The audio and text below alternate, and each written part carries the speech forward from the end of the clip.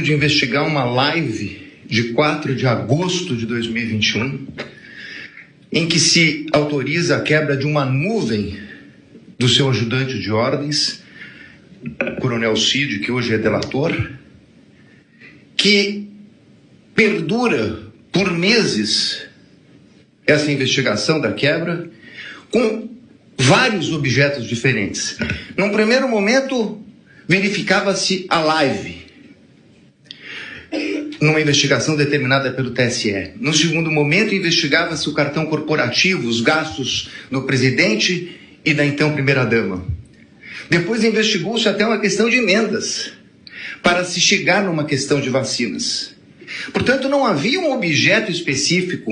E por que eu estou tratando disso, senhor presidente? Porque o inquérito das vacinas é a gênese de todo este caso, onde ocorreu a prisão e depois a colaboração do Coronel Cid.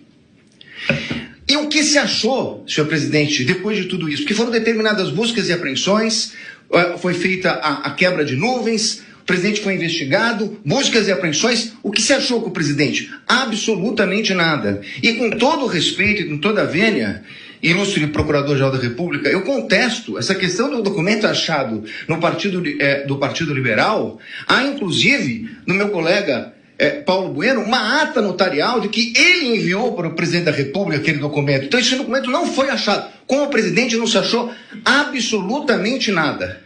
A partir daí restava a versão do delator com uma minuta que estava no seu telefone tratando de uma questão de estado de sítio e mais absolutamente nada.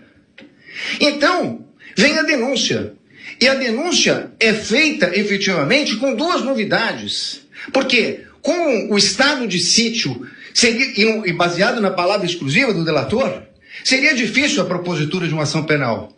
Então, traz-se uma narrativa que vem, efetivamente, do começo de atos, de pronunciamentos do presidente da República, pronunciamentos públicos, e depois o 8 de janeiro. Sobre esse primeiro momento, senhor presidente, eu me permito até fazer uma digressão sobre o mérito antes de tratar das preliminares, mas é importante dizer que sobre esse primeiro momento, nós temos efetivamente uma acusação do Procurador-Geral da República de 2 artigos gravíssimos do Código Penal que tratam do golpe, e de golpe contra as instituições democráticas e contra o governo legitimamente eleito. Mas um minutinho só, estamos tratando de uma execução que se iniciou em dezembro de 21, tratando do crime do governo legitimamente eleito. Qual era o governo legitimamente eleito? O dele. Então esse crime é impossível, com todo respeito. Falar-se em execução de crime contra o governo legitimamente eleito, que era o dele. O governo legitimamente eleito veio no final do ano de 22, com as eleições. Então, como se falar em tentativa, em início da execução? E mais, como se falar em início de execução por pronunciamentos e lives, quando os 2 tipos penais têm elementares do tipo a violência ou a grave ameaça? Não existia violência nem grave ameaça. Então é impossível falar dessa execução. Como eu disse, é porque não existia nenhum elemento. Então começa uma narrativa a respeito de pronunciamentos públicos. Para terminar no 8 de janeiro. No 8 de janeiro, que nem a Polícia Federal, que utilizou, como lembrou meu colega, mais de 90 vezes a expressão possivelmente, que não havia certeza, nem a Polícia Federal, que se utilizou dessas possibilidades, afirmou a participação dele no 8 de janeiro. Não há um único elemento, nem da delação. Aí me criticam que eu digo que a delação não vale nada e estou dando... Óbvio, porque nem o delator que o acusou fez qualquer relação dele com o 8 de janeiro. Não há uma única evidência a esse respeito. Portanto, apresentou-se uma denúncia. Com essas 2 circunstâncias, e eu não tenho tempo, senhor presidente, tenho que falar rapidamente, mas essa denúncia, quando veio, o ilustre Procurador-Geral da República liberou 8 PETs no dia da apresentação da denúncia. Ele foi intimado, meu cliente, um dia depois. O segundo dia já era prazo. 8 petições, 45 mil documentos.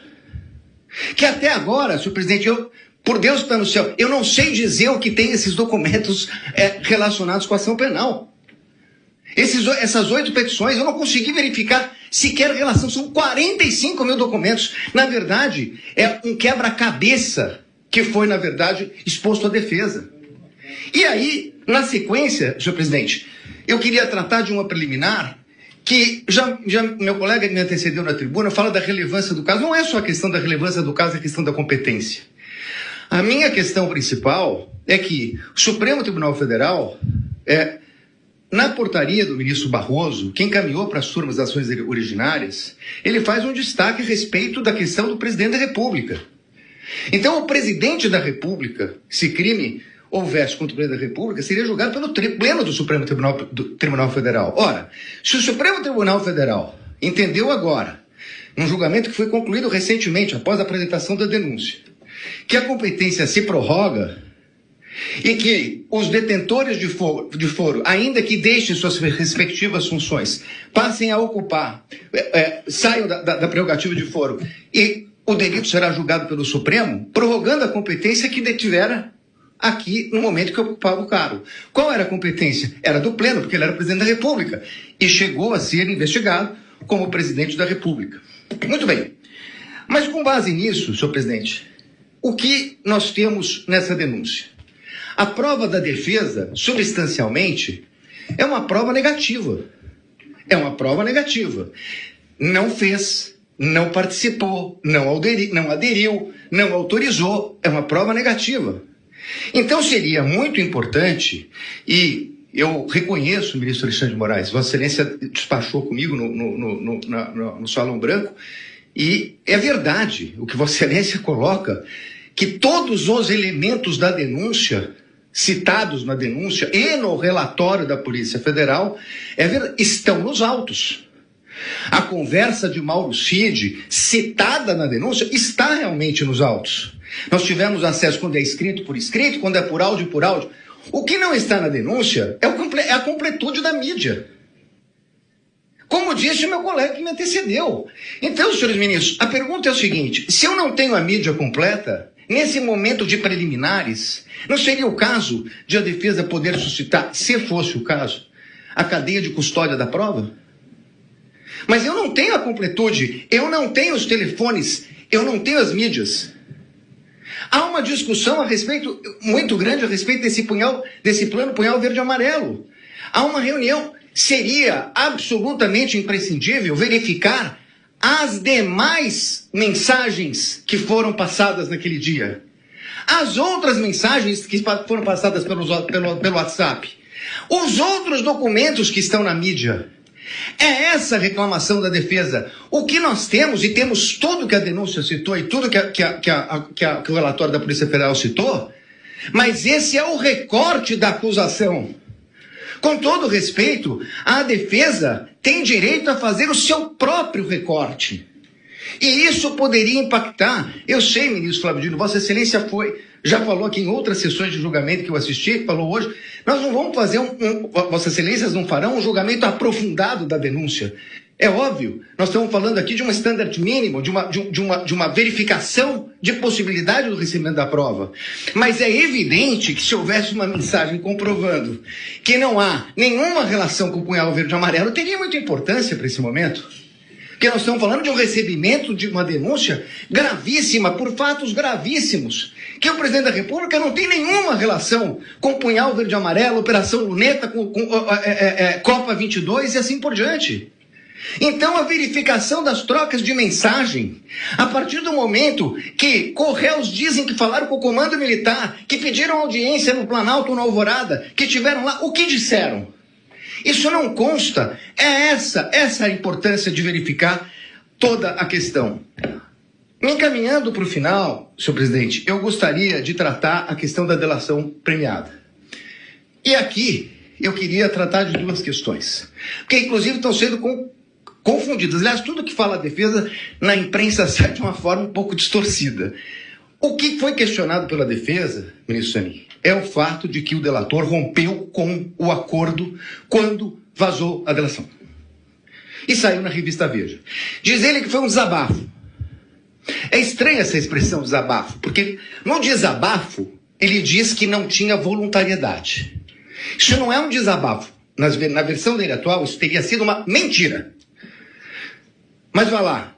Falou com o primo, com o irmão, com o cunhado.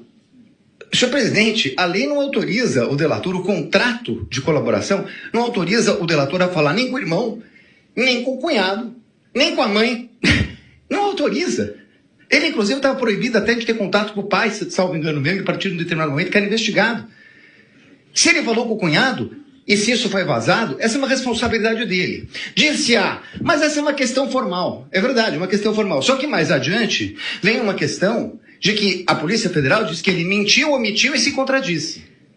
E aí, senhores ministros, essa é a minha maior crítica, a questão da delação. Por quê? O Supremo Tribunal Federal, num voto de grande detalhamento do ministro Dias Toffoli, diz o seguinte: delação é um meio de prova. O delator conta uma história, as autoridades buscarão as provas de corroboração e só assim ela poderá ser utilizada. O que aconteceu nesse caso? Ele falou, segundo a Polícia Federal, ele mentiu, omitiu e se contradisse.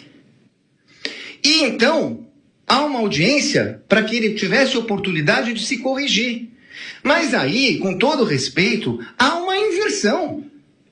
Porque, na verdade, não é o Estado que foi buscar as palavras de corroboração dele. O Estado vai buscar as provas de corroboração do que ele disse. É o contrário. O Estado trouxe indícios e ele se adequa aos indícios trazidos pelo Estado. É completamente o inverso. Com todo respeito, ministro, é o inverso. O delator tem que falar e o Estado tem que trazer as provas para condenar alguém.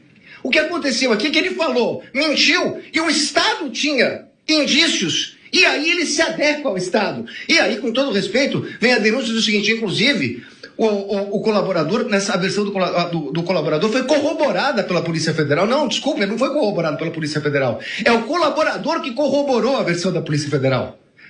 É exatamente o inverso disso. E numa audiência que se traduziu numa coleta de provas. E essa é a insurgência da defesa. Porque nesse momento, essa coleta só poderia ser feita, com todo respeito, pelo procurador, pela polícia e não pelo Poder Judiciário. Então, senhores ministros, para terminar, eu quero dizer o seguinte: eu entendo a gravidade de tudo o que aconteceu no 8 de janeiro. Mas não é possível que se queira imputar a responsabilidade ao presidente da República ou colocando como líder de uma organização criminosa quando ele não participou dessa questão do 8 de janeiro. Pelo contrário, ele a repudiou. E mais do que isso, ministros, nesse tempo que não é possível discutir a questão aprofundada de provas, é importante dizer, senhor presidente, que enquanto a Polícia Federal fala possivelmente, enquanto a denúncia traz conjecturas, como a impressão de um documento no Palácio que teria tido conhecimento dele, o fato concreto é que o acusado de liderar uma organização criminosa para dar golpes socorreu o ministro da Defesa, nomeado pelo presidente Lula, porque o comando militar não o atendia. Foi o presidente que determinou a transição. Foi o presidente que determinou que eles atendessem o ministro da Defesa que assumiu em 1º de janeiro. Portanto, encerrando, ministro, não é possível que se queira dizer que é compatível com uma tentativa de golpe, com o uso do comando militar, quando o presidente da República autoriza a transmissão do poderio limitar no começo de dezembro. No começo de dezembro, antes da data do dia 15, antes da data do dia 11. E, portanto, senhores ministros, eu ratifico as nulidades que foram colocadas na minha peça, apreciada por Vossa Excelência, e peço a rejeição da denúncia e agradeço pela atenção. Muito obrigado, senhor presidente.